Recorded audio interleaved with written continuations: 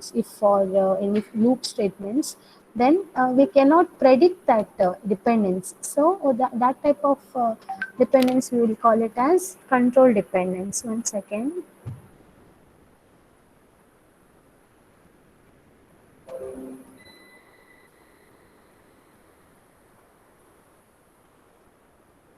Okay, so resource dependence means we know that processors will share the resources. It can be registers or the memory devices or IO devices, whatever it can be. We know that processors will share those resources among themselves, right? So these are mainly three types we have: data dependence, control dependence, and resource dependence. Now, and what is dependence graph also, we have discussed that dependence graph is used to describe the relation between the statements. Means by seeing the dependence graph, you will come to know whether any dependency is there among instructions. Okay, so that one is example is there for that. Later we will discuss. Before that, we will discuss the dependencies. Okay, different types of dependencies. Correct? Okay, so first actually students, here data dependence 1 2 3 is there. It is not like data dependence 1 2, it is not number, it is number for slides. Okay, please remember that, because last year also, since it was mentioned like data dependence 1 2 3, they while answering also they used to write 1 2 3.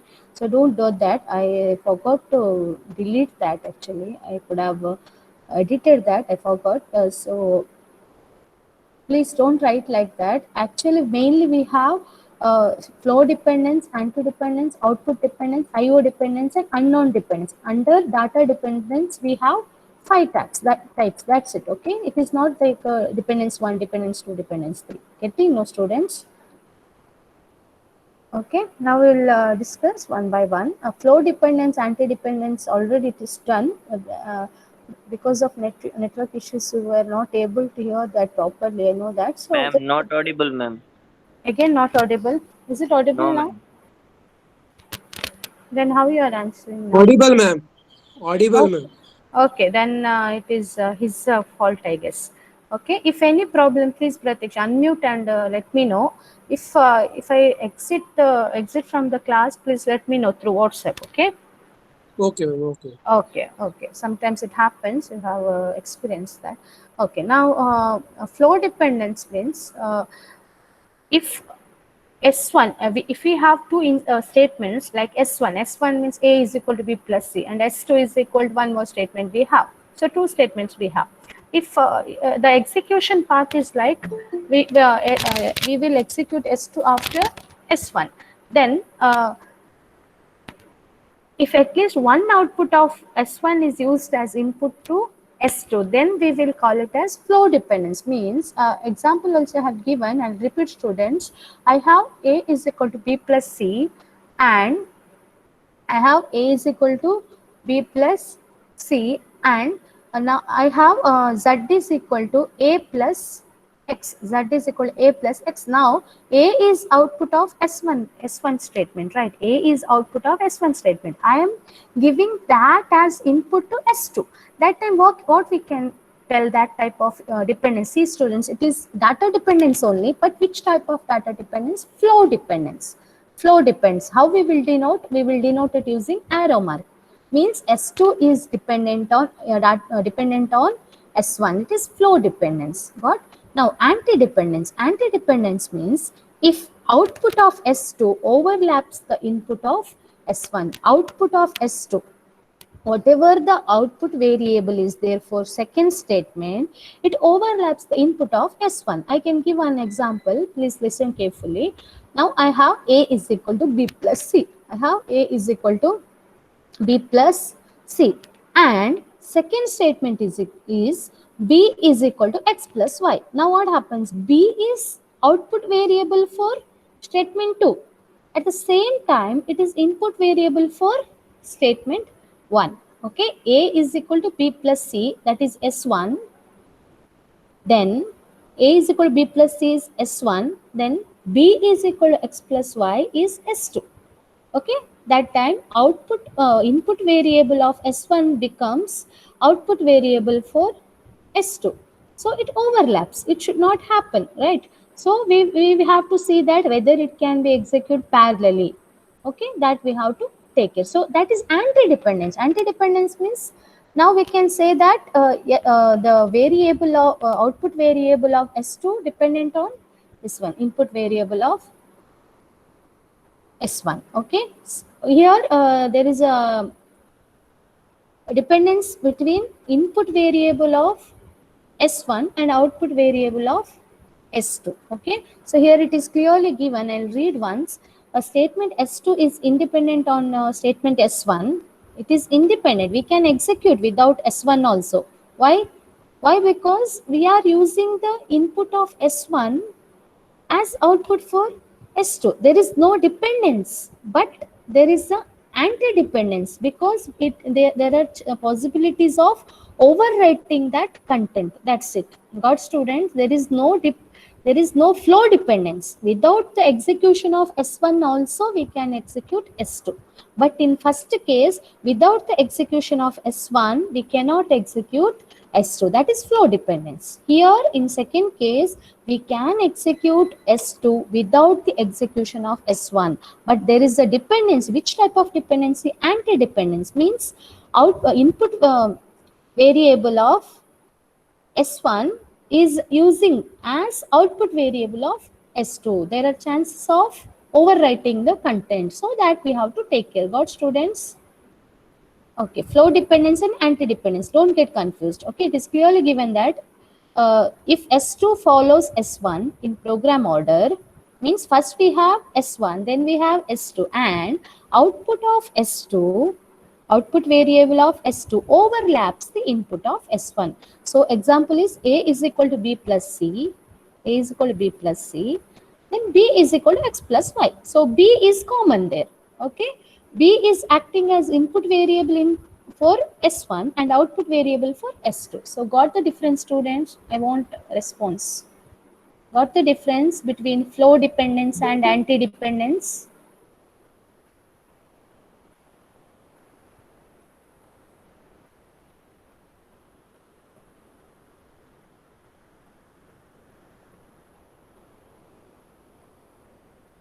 Okay.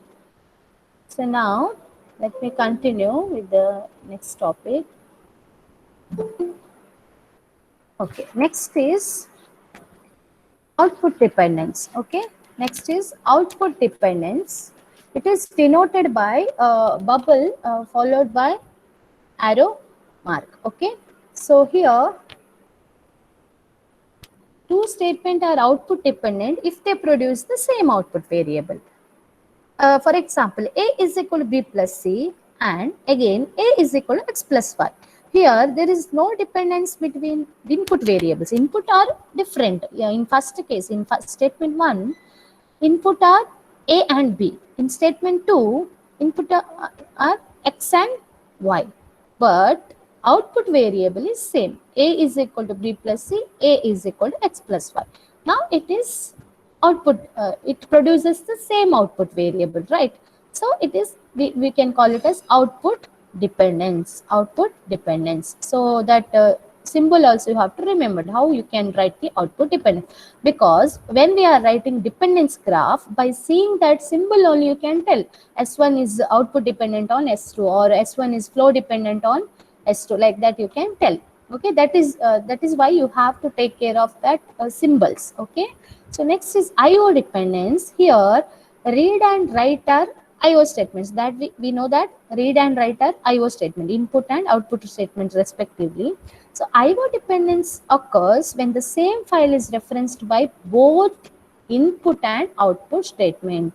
If someone tries to read the same memory location and write to that memory location at the same time, then IO dependence occurs. Got students? IO dependence occurs when the same file is referenced by both input output statements. Means I am trying to write to the same some memory location. For example, we have a memory location M of 10. I will write. Okay, M of 10. That memory M is array. If M is array and index is 10, then I am trying to write something to m of 10. At the same time, one more statement, I will try to read that. I will write read a of 10, write a of 10. At the same time, it is difficult to execute, because if someone wants the older value for their execution, and one more statement is trying to overwrite that, then whatever the value that they will get while reading is not accurate, students, because one more processor overwritten that already, because it is happening same time. It should not happen, right? So that type of dependence we will call it as IO dependence. At the same time, we cannot read and write the same memory equation at a time. Okay, so how we will denote that?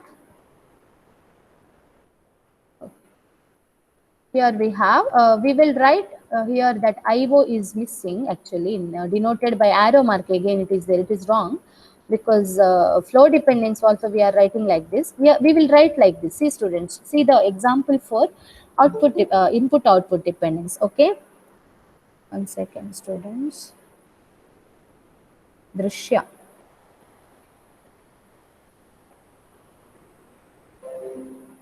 Okay.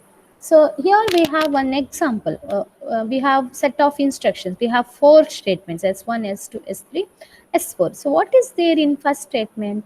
Read of 4, comma, A of I. Means we are reading the 4th location. Okay, 4th location. Next, rewind of 4. That is S2. Rewind means we are coming back 4 locations back. Okay, then write of 4, comma, B of I.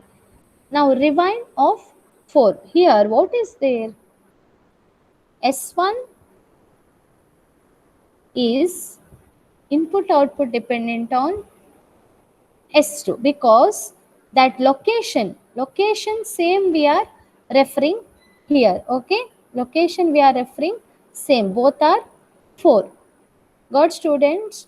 Okay. We are writing whatever the content is there in A of I to the 4th location. In S3, whatever the content of BI, we are writing to the 4th location.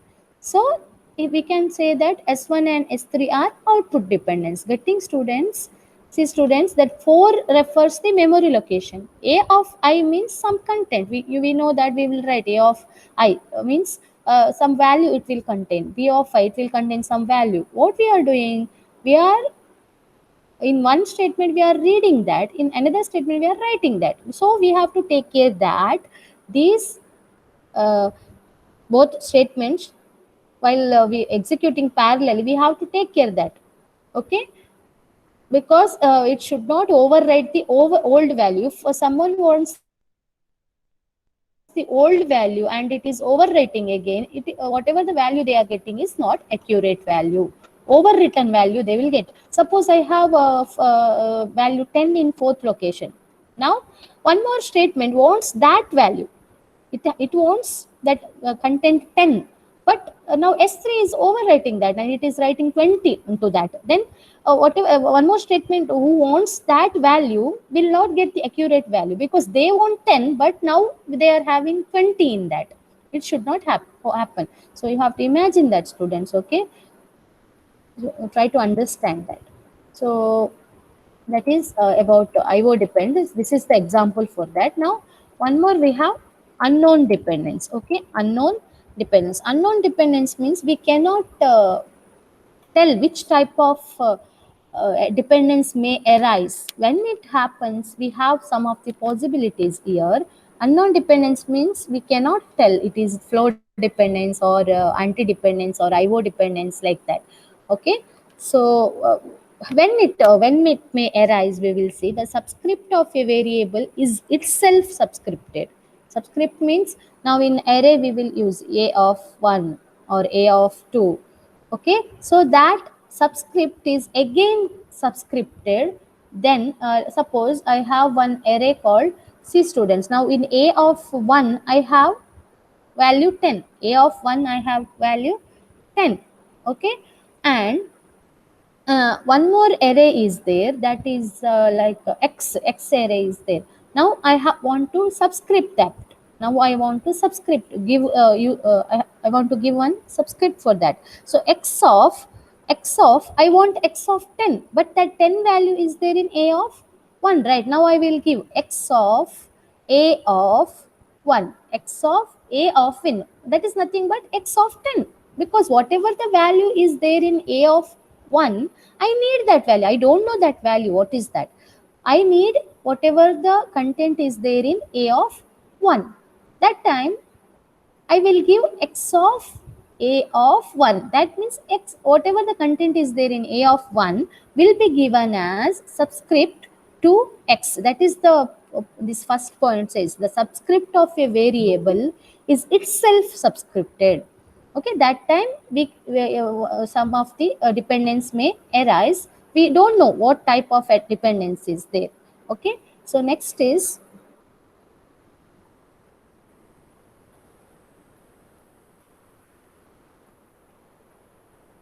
Nikhil is always late.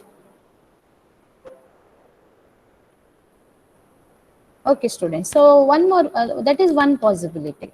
So one more possibility is like the subscript does not contain the loop index variable. Subscript, so a of I is there. That I is not the loop index variable. So that time also your dependence may arise. Okay, the variable appears more than once with subscript having different coefficients of the loop variable. So that is different functions of the loop variable. So same subscript variable appears more than once, means I am using a of I many in many functions, then there are possibilities of getting dependency, data dependency it is. But which type of data dependence we cannot predict, because we know that when we have loop we cannot predict the dependency. It may arise or may not. Okay, because based on the given value during runtime it executes, right? Okay, that you have an idea about that, because when we give the input to you during runtime, based on that value sometimes our if statements or loop variables will execute, so we cannot predict before runtime, right? So that is one point. Third point, the subscript is non-linear in the loop index variable. If whatever the subscript we have given, it is not divisible, then we can get this unknown dependence. So next, so parallel execution of program segments which do not have total data dependence can produce non-deterministic value. Okay, what they are telling is the if we have program segments which do not have total data dependence during parallel execution may produce non-deterministic results. Okay. So now whatever we have discussed, students, I will repeat: flow dependence, then anti-dependence, then IO dependence. After that, one more unknown dependence. Then yeah, flow, anti-output, IO, and unknown dependence comes under data dependence. Mainly we have three dependencies: data, resource, control. Now till now whatever we have discussed, five types comes under data dependence. I'll repeat: flow, anti dependence, IO dependence, then unknown dependence, and output dependence. Okay, comes under data dependence. Now this is the example for IO dependence. Now this is dependence graph, students. By seeing this diagram only, this graph only, will come to know how these statements are dependent on each other. Now we have four statements: S1, S2, S3, S4. Now it is they are telling that S1, S4 is dependent on, means flow dependent on S1, and S4 is flow dependent on S3 because we have arrow mark. Okay, then one more is there. So S2 is dependent on S2 only because loop is there, right? S2 is dependent on, because if we have loop, that will be dependent on the same statement. Okay, like that it goes. Okay, and symbols you have to see, and you will be able to understand by seeing this diagram how these statements are dependent. okay, on each other. So next is this is second main category of dependence, that is control dependence. Okay, so control dependency arises when the order of execution of statements cannot be determined before runtime. Okay, because if we have if statements, I have if a less than b, I don't know the value of a and b until and unless I execute that program. I don't know which path it will take, because I will tell if A is less than B, execute one statement, else execute one more statement, because both the possibilities we have. Okay, if A is less than that, first statement it will execute. If A is greater than that, second statement it will execute. So I don't know the order of execution before runtime, right? So that times we cannot predict also statements can be executed parallelly. So this is also one of the dependence. When we have control statements in our program, we cannot give the order of execution prior to the runtime. Okay, so for example, conditional statements if will not be resolved until runtime, that is what I have given example. Same thing, different paths taken after a conditional branch may introduce or eliminate data dependence among instruction. What they are telling that there are it is not compulsory that we need to get the dependency after executing the conditional. Sometimes it may eliminate also, because in one path data dependency may arise, and in one more path it may not arise also. So we don't know, it can eliminate or it can introduce the dependence. Okay, so dependence may also exist between operations performed in successive iteration of looping procedures. You know that what is iteration. In one loop, if 10 iterations are there, we can have, or we may have dependencies among the iterations also. That also we cannot predict before the runtime, because in iterations what how it will execute we don't know. Yes, students, because in each iteration we have conditional statements. Okay, in for loop also, inside we will write if it is less than this, you execute that instructions in the loop, otherwise go out of that, right? We will tell like that. So we don't know the path before the runtime. So this is also one thing which we have to take care while executing the instructions parallelly. Okay, students. So here we have example, student. Dependence may also exist between operations, they have told. So who is that? One more wants to join. Sharina. Sharina, you are too late. As of now, only 36 students. Why students? Final year strength is always less. Any reason for that? It is same for all the classes or only for Akka? I want to know.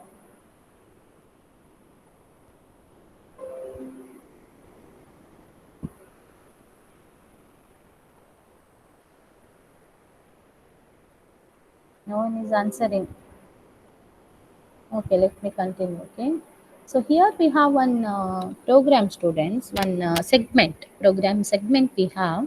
What is there in that? For I is equal to 0, I less than n, I plus plus. Okay, initial value is 0 and we are executing until it becomes less than n, and we are incrementing one by one in each iteration, right? So here a of I is equal to c of I. Whatever the value of c of I is there will be copied to a of I. This example is control independent. There is no dependency. Okay, if a of I less than 0, a of I is equal to 1, we are telling, because you see students, in for loop what is there, we will get the value of I, right? So a of I, we know that what is the value. For that location c of I will be copied, and in if also we know that we know the value of I. So a of I less than 0. So here no dependence in successive iterations, right?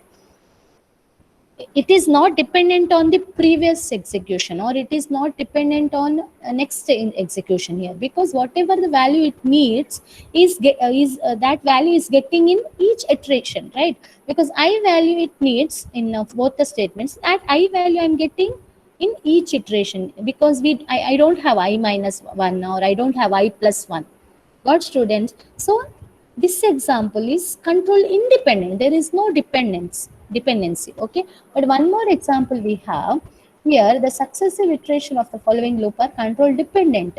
Okay. Why? Because if I is equal for I is equal to 1, I less than n, I plus plus. This is the loop. What I have inside that, if a of I minus 1 less than 0, a of I minus 1, I want the value of previous iteration, right? Here I want the value of previous iteration, because whatever the content a of I minus 1 is there, that I need in this iteration. So it is dependent, control dependent here. So I want the value from the previous iteration. So your successive iterations are dependent on each other, because if when I becomes 2, I want the value of a of 1. When I becomes 3, I want the value of a of 2. So it is successive iterations are dependent on each other. So that this is like control dependent. Okay. But we cannot predict during before the runtime this type of dependencies we cannot predict. Okay. So compiler techniques are needed to get around control dependence limitations. Some of the techniques we have to introduce, because programmer cannot predict that. Okay. So next is resource dependence. This is third category under dependencies. Okay. So data and control dependencies are based on the independence of the work to be done. Okay. Asmiya Alam. Yes, Asmiya, why you are late?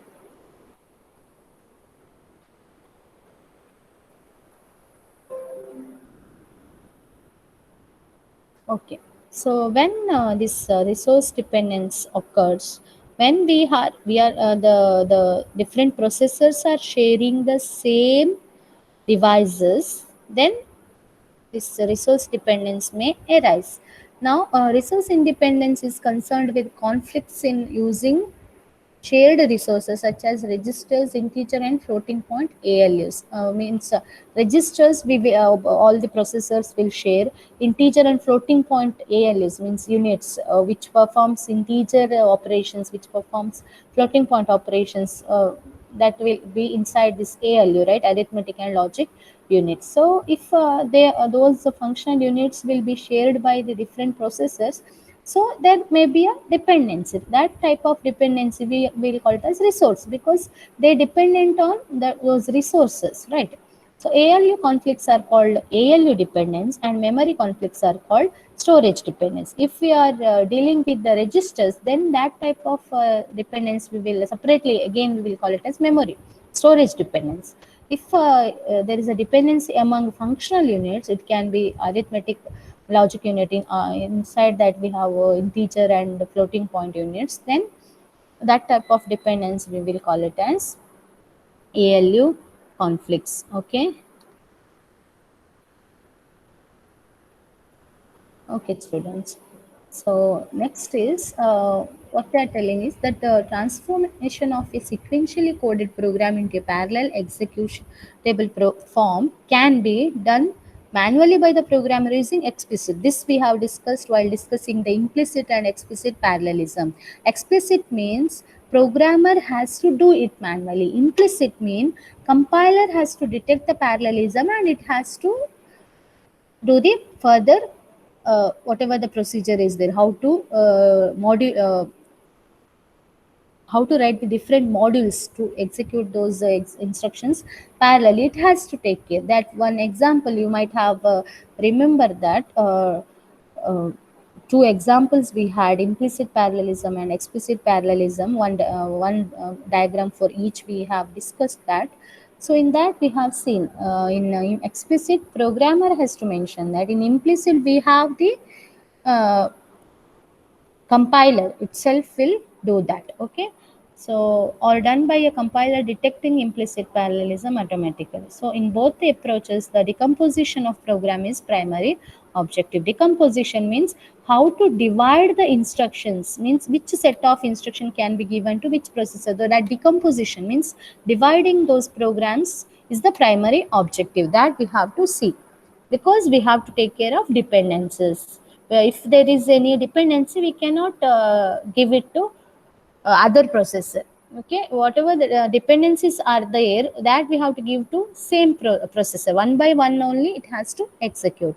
We cannot do it parallelly. Okay, when there is no dependency, then we can give the instructions for different processors. Okay, so now we have now I have told that we have to detect the parallelism, means which instructions can be executed parallelly. That those instructions can be given to different processors, I told. But how to detect that, whether these are dependent on each other or not dependent, how to or independent, how to detect that? We have one condition. That condition is called as Bernstein's conditions. What he says, he revealed a set of conditions which must exist if two processes can execute in parallel. So now some of the notations you see, students. I have P1 and P2. P1 and P2 are different processes. Okay, P1 and P2 are two different processes. Then I have I. I have I I means I is the input variables of process Pi. Pi means I can take the value of 1 to n, because here I told P1 and P2, but I can have more than two processes also, right? So I means if I give I1, that is the set of input variable for process 1, like that it goes. Okay, students. Then OI is the set of all output variables for a process Pi. Okay, so now if P1 and P2 can execute in parallel, which is written like P1 parallel to P2. Okay, two pipeline characters you have to use when you want to tell that P1 and P2 are parallel. You know that in mathematical notation it is. So P1 and P2 parallel, then which three conditions it has to satisfy. Okay, what they are telling is input variable of input set of input variables of I1 means process 1 it is. I1 means set of input variables of process 1. When you intersect that, you know this symbol, right? Intersection. When you intersect that with the intersect with the O2 means output variable of process 2. Process means here we can take like S1 and S2 statements, two different statements. Okay, is equal to null. It should be null because there should not be any output dependency. Okay, then I2 set of input variables of I2 and O1, uh, when we intersect, it should be null, and two output variables should be null. So by seeing this statements, whether you can tell which dependent may arise if you have such conditions. I1 means set of input variables of first one intersect with O2 means output variable of second statement. Then if it is not null, which type of dependency it is? Can you tell, students? Anyone? I want response from your side. Are you understanding my question? If set of inputs of statement 1 and set of outputs or output variable of statement 2, when I intersect each other, if I don't get null, then which type of dependency it is? Can anyone tell? What is the meaning of, because we have discussed different dependencies. It is data dependency only. I'm not telling that control dependence and resource statements. Out of data, under the data dependence, I have 5 types. Now, which type of dependency it is if it is not null? They are telling that if you want to execute it parallelly, it should be null. When I intersect, it should be null, right? But if it is not null, which type of dependence it is? I want answer from your side, students. Otherwise, I'll think that you are not understanding the concepts. Anyone can answer. Unmute and answer. I'm asking if it is not null, which type of dependence it is? In order to execute P1 and P2, means S1 and S execute in parallel, this is one first condition. It should be null, they are telling. If it is not null, then which type of dependency it is?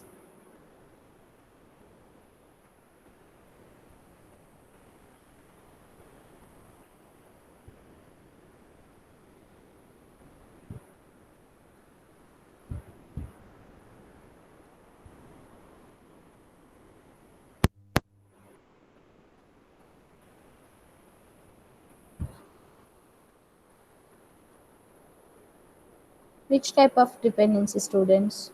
You can put in chat box also. Are you getting my question?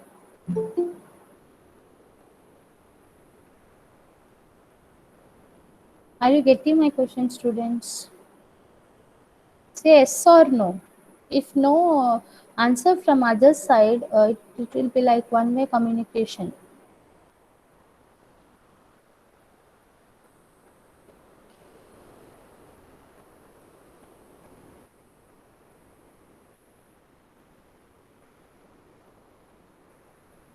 What union? Amar, can you unmute and tell? You are not getting my question, I guess. It is not union, students. I am asking, we are intersecting. We are intersecting the input variable of first statement and output variable of second statement. Then, if I get it as null, there is no dependency. I know that. If I don't get it as null, which type of dependency it is, I am asking. Raksha is telling anti-dependence. Whether it is correct, students. See, you are not making note of the things, I guess. If you are making note, all whatever I have, I will explain. You will come to, you can turn the page and you can see which type of. You don't have material now, I guess. You are not making a note. Is it, students? Amar, can you unmute once?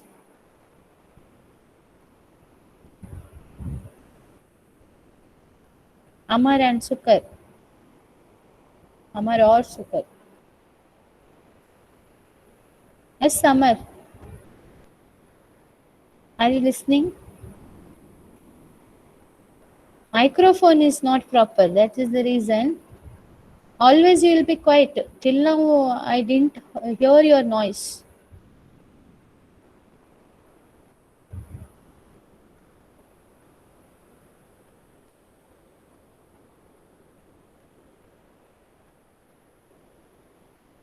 Okay. So, whether it is correct, antidependence is correct, students. How many of you tell that it is antidependence?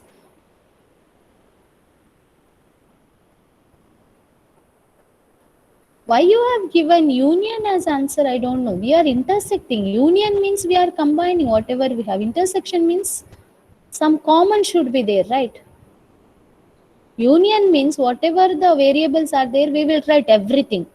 Intersection means which is common there, that we will write. So if it is common, what is the meaning of that? We have dependency, right? Yes or no, students? If there any common variable, then we can tell that there is a dependence. I am telling which type of dependence. I am asking which type of dependence it is.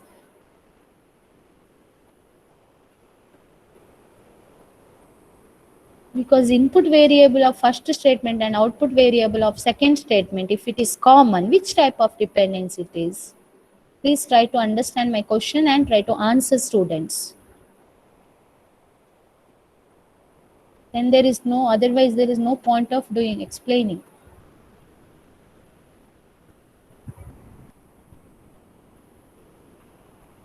Any others?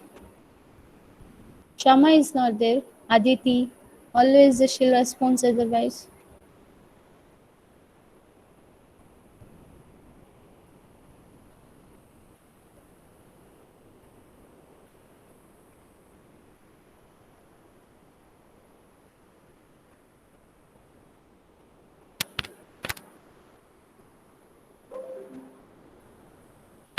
See, students, here what we are telling in flow dependence, at least one output of 1 is used as input to S2, that is in flow dependence. Okay.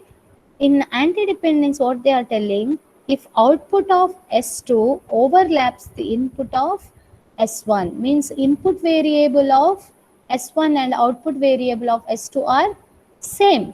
So here in this example, what is there in this condition? What is there? Input variable of first one and output variable of second one should be null. If it is not null, it is anti-dependence, right? She had given answer, but no one is telling whether it is correct or not. Why, students? Okay, let me continue. So second is I2, input variable of second one and output variable of first one. If when we intersect, it should be null in order to execute it parallelly. But if it is not null, which type of dependence it is? Which type of dependence it is? Input variable of second one is same as output of first one, means in order to execute S2, I want the result from S1. Which type of dependence it is? Can anyone tell, students?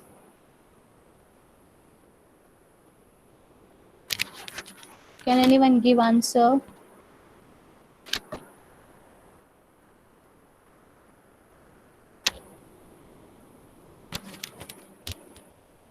Yes, students, can anyone give?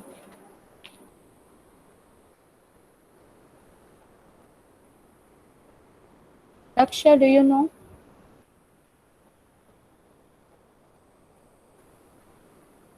Do you know the answer?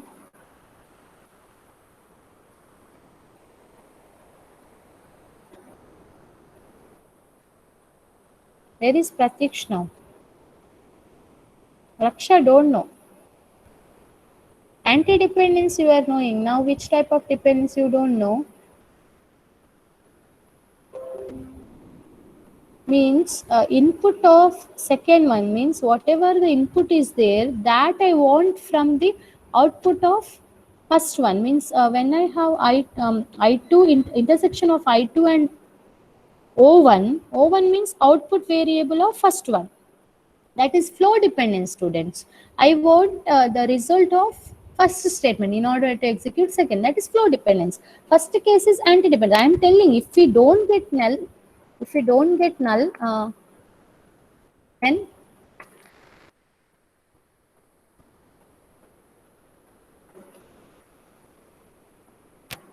which type of dependence it is, I am asking.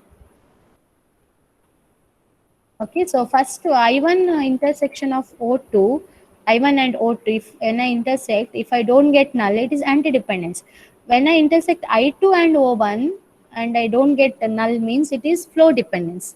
O1 and O2 means it is output dependence. Both overlaps, means output of first statement and output of second statement, if it is same, if it is not null when I intersect that, then it is output dependence, right, students? So here three sets we have given. It has to satisfy all the conditions. Bernstein tells that when the value of these three statements are null, then we can execute the statements parallelly, because there is no output dependence, there is no flow dependence, there is no anti-dependence. Then we can execute it parallelly, because unknown dependence we don't know. It may arise later, because we know before runtime we cannot predict that. Okay, students. Okay, then one more is input output dependent. That also here we cannot tell that. Okay, in input and output. But here we have operations. We can detect the parallelism by seeing the input and output variable. Is it, students? Okay. So next, here we have some definitions, or it should be if we have two statements, whether it is commutative or transitive or associative, we have to see. Okay, students. So in terms of data dependencies, Bernstein's condition imply that two processes can execute in parallel if they are flow independent, anti-independent, and output independent. That we have seen by these three conditions. Okay, if it is not anti-dependent or anti-independent. If not anti-dependent means anti-independent. flow independent and output independent, then we can execute it parallel. This is a summary of those three uh, statements. Okay, so now the parallelism relation, this parallel, the symbol for that is two pipeline, is commutative, means pi parallel to pj implies pj parallel to pi. If we can tell first process is parallel to second process, we can do it reverse manner also, because there is no dependency, right? P2 is parallel to P1 also we can do, because any order we can execute if it is no dependency among themselves, right students? But not transitive. Transitive means what? I have three statements, pi, pj and pk. I know that pi and pj are parallel and pj and pk are parallel, but we cannot tell that pi and pk are parallel. There may it may have some dependencies. Okay, so it is not transitive, it is commutative, but it is not transitive. So parallel relations are always commutative, but it is not transitive. If I have two processes, if it is one, if one in one order it is parallel, then another order also I can execute it. But if we have three processors or more than that, if two processes are parallel and one more processor with another processor also it is parallel, then we cannot tell that first and third processors we can execute it parallel. It is not transitive. So intersection of the input sets is allowed. So now next comes hardware and software parallelism. Before going to that topic, I just want to interact with you people, whether you people are understanding, students, whether you people are understand, because I didn't get answer for a simple question. I know that it is little confusing concept. You have to imagine, okay, because you have executed many program, students, you know that. Okay, order of what is order of execution, what is control so dependencies and all, because while executing the control statements and if statements you will get that, right? Different paths you may take. So you have to give answer for my question whether you are understanding these concepts. If any difficulty, please let me know. I will repeat the concepts, because these topics are interrelated to each other. So whatever the further topics we'll discuss, you know this basic knowledge. You you need to have that basic knowledge. Whether you are understanding, students. Many are leaving the meeting. Why?